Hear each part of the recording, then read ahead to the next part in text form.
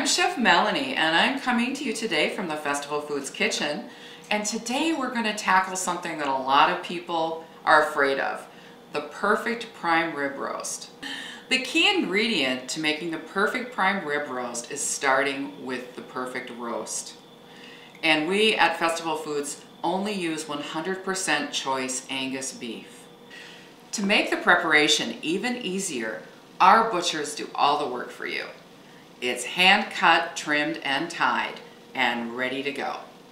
At Festival Foods, we've been preparing this perfect prime rib roast recipe for so many years we can't even remember how long it's been. So let's get started. It's really easy.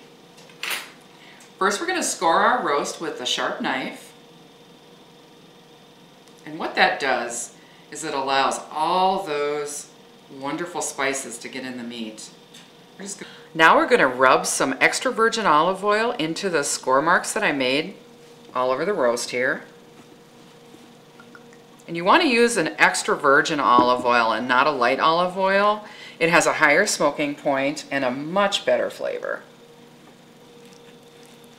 All right, now we're going to apply our spice rub all over the exterior of the roast.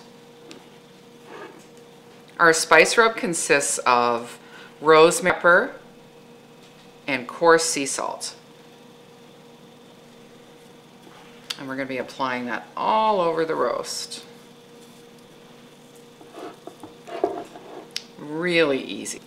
And now we're going to apply our fresh garlic. This is 3 tablespoons of minced fresh garlic. Push that right down into the scores you made into the meat. Okay, now that is our perfectly prepped, perfect prime rib roast, and that took maybe 3 minutes. Now that our perfect prime rib roast is prepped, we're ready to start roasting it. And there's just a few simple rules you need to remember for it to turn out perfect every time. First, preheat the oven to 375 degrees.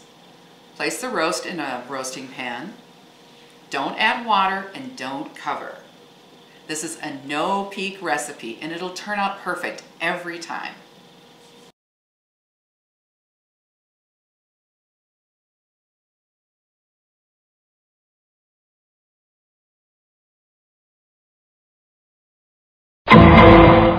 So now our perfect prime rib roast is ready to come out of the oven. Now today we've used a 4 to 5 pound roast, but the pound weight doesn't really matter. It's the diameter of the meat that matters in the cooking time. Whether it's a 5 pound roast or an 8 pound roast, the cooking time remains the same. As you can see, we've taken our perfect prime rib roast out of the oven, and there's plenty of wonderful drippings that are left in the bottom of the pan, and we didn't add water and it didn't dry out. So now our perfect prime rib roast has come out of the oven and we've rested it. You want to make sure that you rest it so that the meat juices can redistribute throughout the roast before you carve it. Otherwise you'll end up with all the wonderful juices on the carving board and not in the roast itself. The first thing you want to do is remove the string that's holding it together. And you can use a kitchen shear or a very sharp knife. I find a kitchen shear is a lot easier.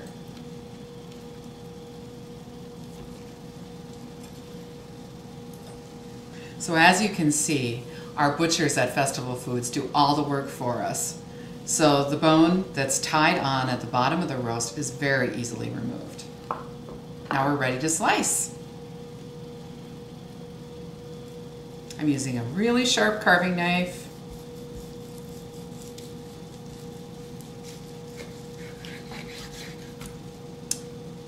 Beautiful.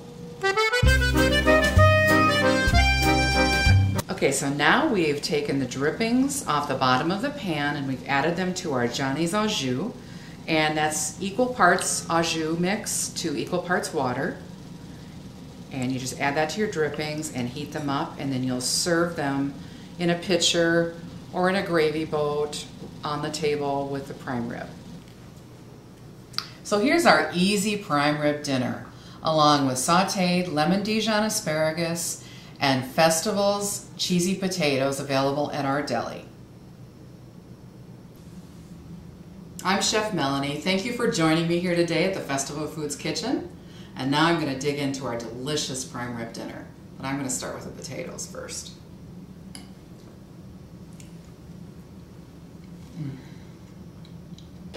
Yummy!